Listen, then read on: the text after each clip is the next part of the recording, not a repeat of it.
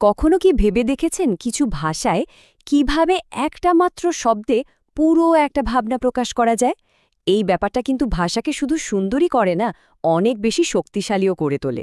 আজকে আমরা বাংলা ভাষার ঠিক এমনই একটা জাদুকরী দিক নিয়ে কথা বলবো, যেটা পরিচিত এক কথায় প্রকাশ নামে।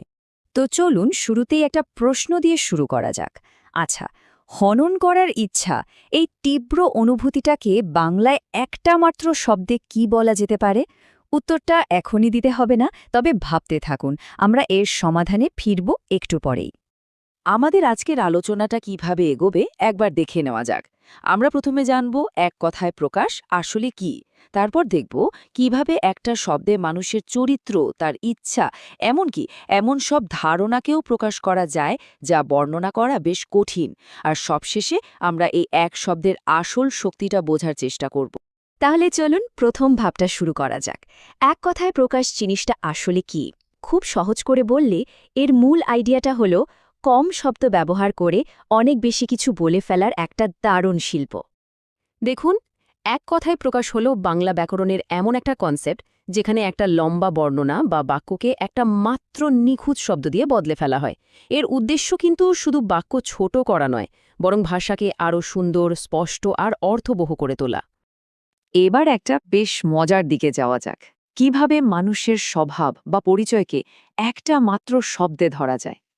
এই উদাহরণগুলো কিন্তু আমাদের সবার খুব পরিচিত, কারণ এগুলো সরাসরি আমাদের নিজেদের বা চারপাশের মানুষদের কথাই বলে। যেমন ধরুন এই বাক্যটা, উপকারীর উপকার যে স্বীকার করে। এত লম্বা করে বলার বদলে আমরা খুব সহজেই একটা মাত্র শব্দ ব্যবহার করতে পারি, আর সেটা হলো কৃতজ্ঞ। ভাবুন তো, কত সহজ আর সুন্দর শোনায়। আর এখানেই কিন্তু ভাষার আসল মজা। আগের শব্দটার আগে শুধু একটা অ বসিয়ে দিন, আর দেখুন পুরো অর্থটাই কিভাবে পাল্টে গেল। উপকারের উপকার যে স্বীকার করে না, সে হয়ে যায় অকৃতজ্ঞ। একটা অক্ষর কিন্তু কত বড় পার্থক্য গড়ে দিতে পারে। আমরা এই যে উদাহরণগুলো নিয়ে কথা বলছি, এগুলো যে মূল সোর্স থেকে নেয়া, সেখানে এরকম শত শত এক কথায় প্রকাশের উদাহরণ আছে। এই দেখুন, সেই দলিলের একটা অংশ। এখানে মানুষের চরিত্র থেকে শুরু করে বিভিন্ন পেশা পর্যন্ত সবকিছুকেই একটা শব্দে সংজ্ঞায়িত করা হয়েছে। মানুষের পরিচয় নিয়ে আরেকটা সহজ উদাহরণ দেখা যাক। ইতিহাস জানেন যিনি, এতটা না বলে আমরা এক কথায় তাকে চিনি ঐতিহাসিক হিসেবে।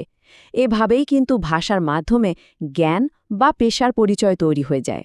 মানুষের পরিচয় তো দেখলাম, এবার চলুন দেখা যাক আমাদের ইচ্ছা আর কাজগুলোকে কিভাবে একটা শব্দে প্রকাশ করা।